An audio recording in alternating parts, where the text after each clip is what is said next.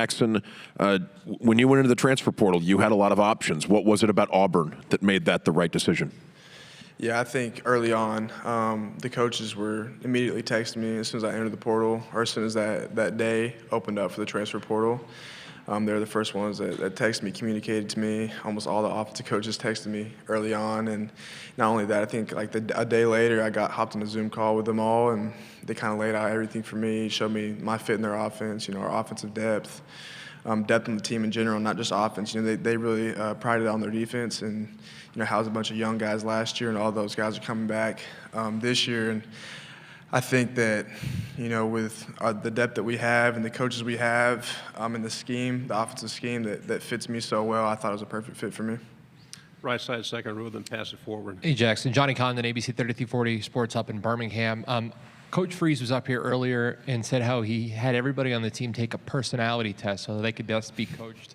I'm interested what it went into that, how you like to be coached, and do you think that's a beneficial thing for the guys on the team?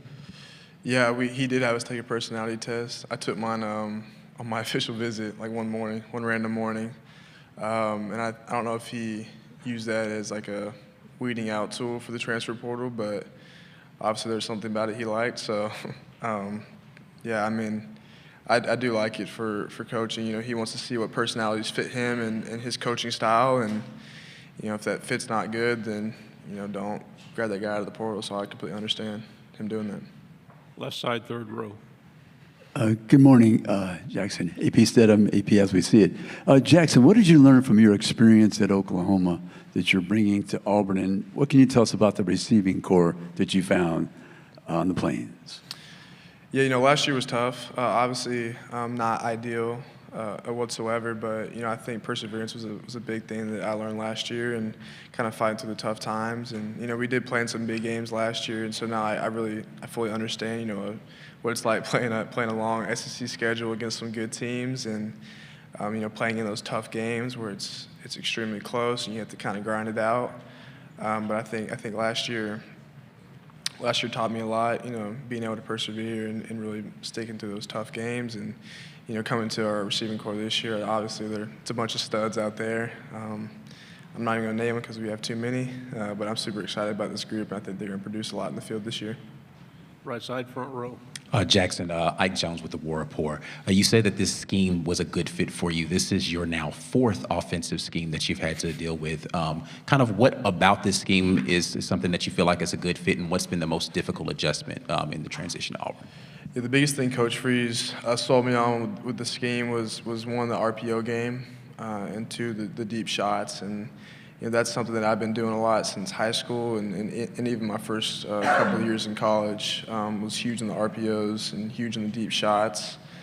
Coach Freeze isn't scared to push the ball down the field, which I absolutely love. And I thought that with my experience running the RPO game, I think it meshed well with what Coach Freeze was wanting to do with his offense. Back row in the middle, then pass it forward one. Jackson, you were in the same sort of seat last year at Oklahoma. What do you think it is about your personality, and what did you accomplish there to be able to become a leader so quickly, and what have you now done, you think, at Auburn that made you a selection here? And then Freeze also mentioned you were one of the top vote getters, becoming a member of the Leadership Council at Auburn. Honestly, I think it's just really experience. This is about to be my third year of college. I've played a full year. Played a full year of SEC ball, had it under my belt. I think the guys on the team respect that. But not only that, I feel like I came in and really wanted to establish myself early on, and made sure in the spring, everyone knew that I was going to take control of this team and lead them. And, I thought I did a pretty good job of that in the spring. And we initially had a leadership council when I got in the spring, and I wasn't on it. And I made sure that was one of my goals, was for the summer to be on that leadership council. So. Fourth row, then pass it two to your left. Nick Wiggins, Mobile, Alabama, WNSP. When Oklahoma became a part of the SEC, did you have a kind of welcome to the SEC moment where you thought, man, this league is different, like everyone says? And then I'll also ask, from that moment till now, what aspects of your game have improved the most? We were playing, I remember walking out against South Carolina.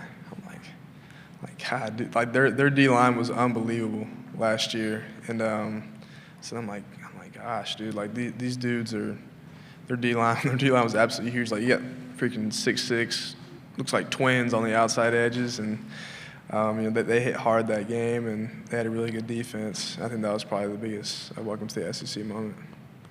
Right side, third row. Trevor Denton, Way 31. Just where's your confidence at right now compared to when you finished up at Oklahoma? Yeah, my confidence is extremely high right now, and I credit that to my whole teammates, man.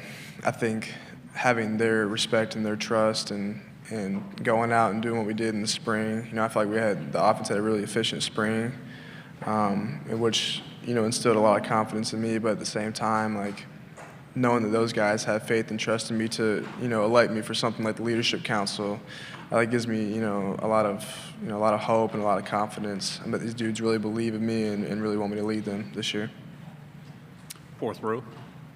Jackson, coming from Oklahoma to Auburn, which team and fan base is there more animosity towards, Texas or Alabama? It's a great question.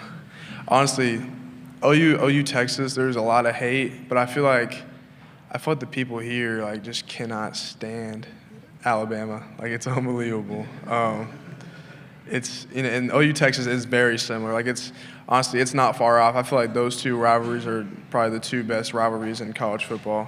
But I feel like if you mention Alabama here, somebody will kind of look at you funny. It's pretty funny. Like, we even have a rule in our facility, like, you can't wear red in our facility at all. Right? If you do, you lose points and you have to do up downs and stuff. So. Right side, third row.